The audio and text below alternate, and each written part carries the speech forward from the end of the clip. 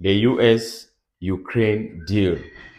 Ladies and gentlemen, fellow Ambazonians, welcome to this platform. I'm bringing to you update from world events. Here we also talk about world events and things that happen around the globe, because uh, the world is a global village and no one country is actually an island. We live due to the interconnections of our friends and neighbors. Now, Ambazonians live in countries world over. We saw the standoff, we saw the disagreement between the president of Ukraine and the president of the United States of America, Donald Trump. And they were talking of, Zelensky was invited to the United States to sign a deal. What is this deal all about?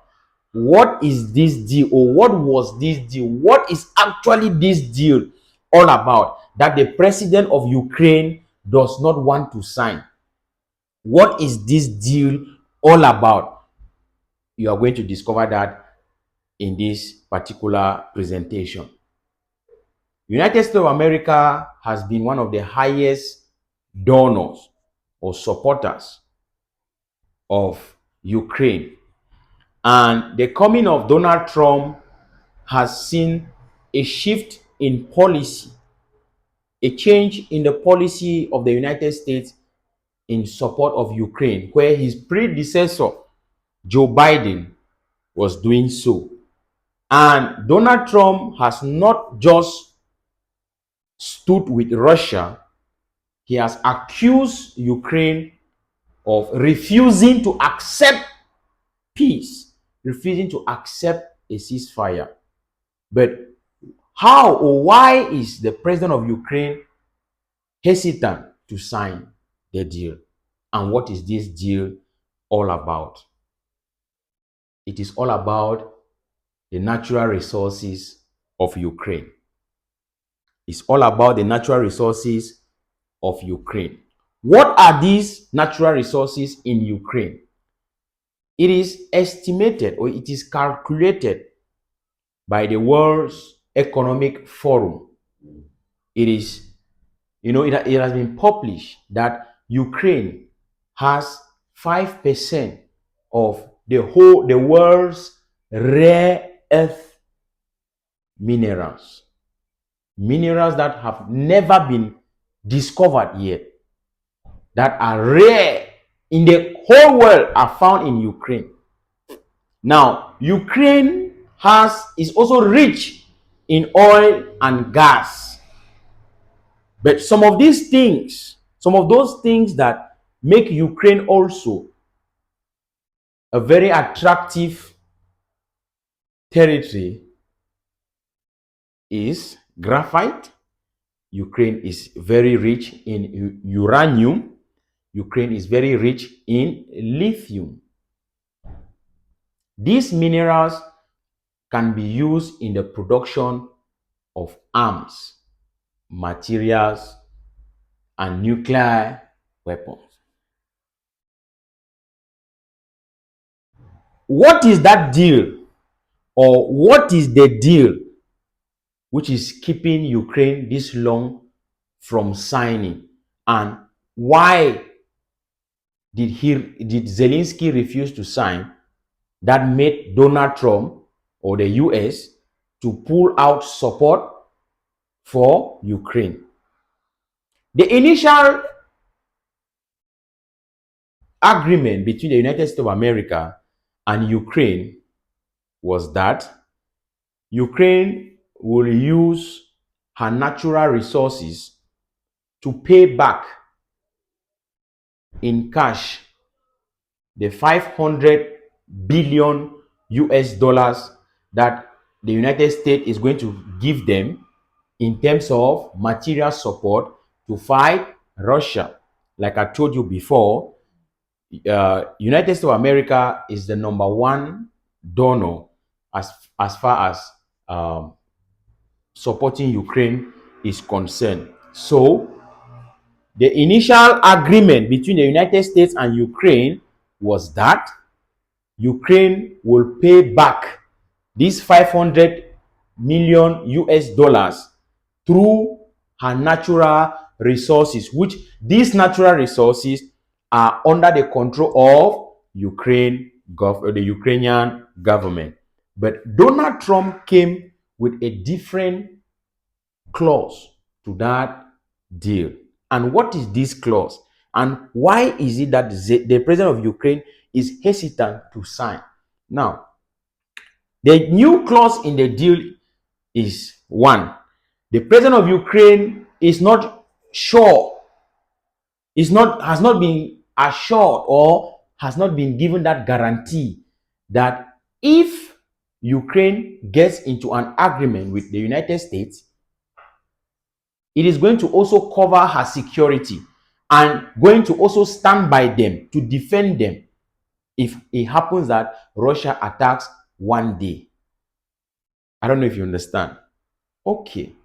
Now, the new deal which Donald Trump is pushing forth as a peace agenda for Ukraine to sign, which is the only condition for the US support to continue.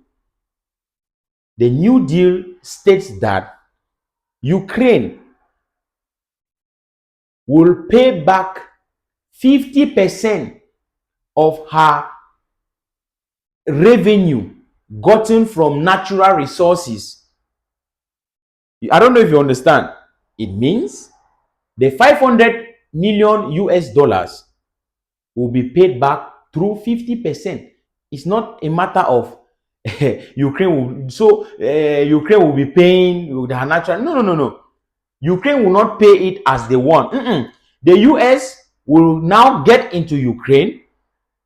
They will get more funding projects. Get it clearly, please. The US will get this $500 million. They will get into Ukraine. It will be to develop Ukraine, not to help them with material to fight Russia. Listen and listen good. They will help them with these things, and they will also try to drill or maybe mine again to get to discover some of those rare minerals. And when they will discover these minerals, the United States of America will own 50%. United States will own 50% of the revenue that will come from the sales of these minerals. That is the trick in it. And the president of Ukraine sees this as something that even the 10th generation of the Ukrainians will keep on paying. So he is hesitant to sign such a deal. But they still need the support of the United States.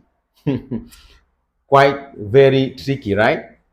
This is a very tough situation. And those of you who are doing political science or political science students or experts, or you will really understand how some of these things do happen. And we see the emergent coming together of the entire Europe. The entire Europe is rallying together to support Ukraine. But we are still asking if truly Donald Trump or US will pull out totally. Is Europe ready to fill in the gap? Will they be able to withstand Russia? But you should know that the entire Europe has more ammunition and more troops than Russia, definitely in the region. So it is really a very interesting one that we need to follow. Now, the issue of natural resources has always been a problem world over. If you come to look at it, any region where it has so much natural resources, there is always a conflict in that area. Look at the DRC. Congo is one of the highest producer of cobalt in the whole world. Look at it very well. It's in deep shit. The M23 rebels in deep shit, right? Southern Cameroon is the same. Before Ahidjo and France, they discovered petrol in Southern Cameroon. They discovered oil in Ambazonia. They were ready to let Ambazonia go. But as soon as they discover oil in southern Cameroon, Ahidjo said, no, it is costly to run a federation. It's better to centralize power. They wanted everything so that they will be in control. We are fighting today because of the oil in Bakassi, the oil in Indian, the natural resources that is on in our subsoil in southern Cameroon. We are fighting today because of our fertile land, CDC, everything. La Republic wants to take it. They want to get control of it. Imagine how much we contribute to that economy. Do you think they will let us go just like that? We have to fight, of course. We have to fight. So, my dear Ambazonians, these kind of events always make us to understand the struggles that people who have been blessed with natural resources go through.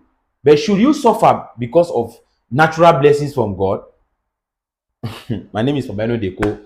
I'll see you guys again in the next. Thank you.